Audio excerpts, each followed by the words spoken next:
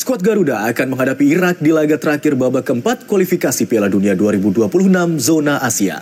Laga ini akan jadi penentu nasib timnas ke Piala Dunia 2026. Anak asuh Patrick Kluivert terus berlatih mematangkan strategi jelang kontra Irak pada Minggu dini hari.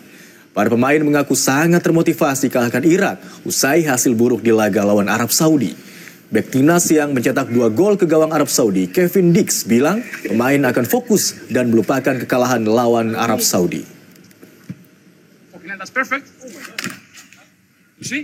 That was nice. You see? Kekalahan dramatis dari Arab Saudi belum menutup peluang Indonesia ke Piala Dunia 2026.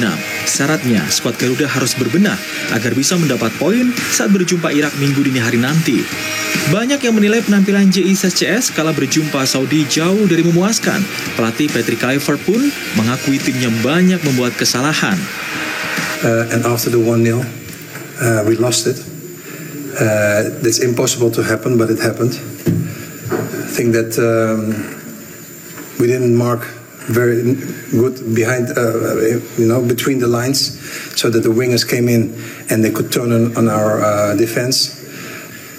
There's a game against Iraq in 3 days, so now it's time to analyze and to come back stronger against Iraq, because the game against Iraq we need to win.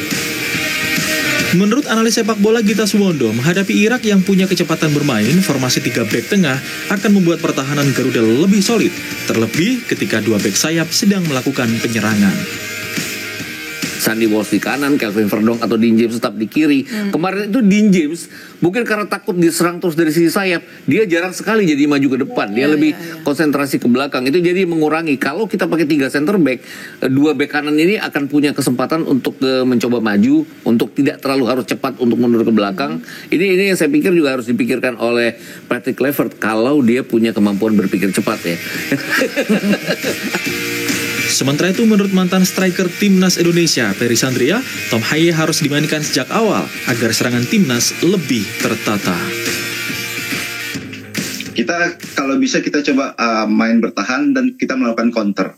Ya, karena ini juga pemain depan Irak ini punya kecepatan, terutama dua sayap ini mereka benar-benar cepat. Dari 2 gelandang ini, Paling Pesi dengan Tom Haye. Tom Haye ini meskipun tua juga dia harus diturunkan karena ini otak penyerangan ini dari dia semua gitu. Karena apa? Di sini ada balance-nya. Pada saat Tom Haye maju ke depan untuk membantu, Paling Pesi tetap dia akan menjaga keseimbangan dalam bertahan. Meski sangat tipis, peluang timnas lolos langsung ke Piala Dunia masih ada. Syaratnya, timnas harus menang melawan Irak sedikitnya dengan selisih 2 gol. Tak cukup dengan menang dengan Irak, Arab Saudi harus kalah dari Irak dengan selisih 1 gol. Tetapi jika Irak menang lebih dari 1 gol dari Arab Saudi, perhitungan selisih gol di akhir klasemen akan semakin menarik. Oleh karena itu, Patrick Kluivert harus benar-benar menentukan formasi serta memilih pemain yang tepat di posisinya. Kabar baiknya, Kelvin Verdong yang absen lawan Saudi kemungkinan bisa bermain melawan Irak. Begitupun dengan striker Ole Romeni yang main sebagai pengganti saat melawan Saudi. Kalau Verdong insya Allah tidak akan jadi masalah karena memang kami mempersiapkan strategi ini, mempersiapkan Verdong untuk lawan Irak.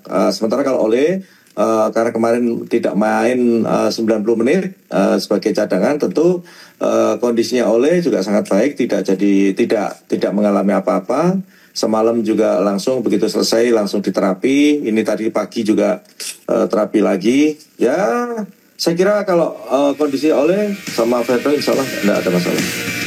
Tak cuma mengamankan posisi di babak 4, kemenangan lawan Irak juga menjaga peluang Indonesia melangkah ke babak 5 kualifikasi Piala Dunia.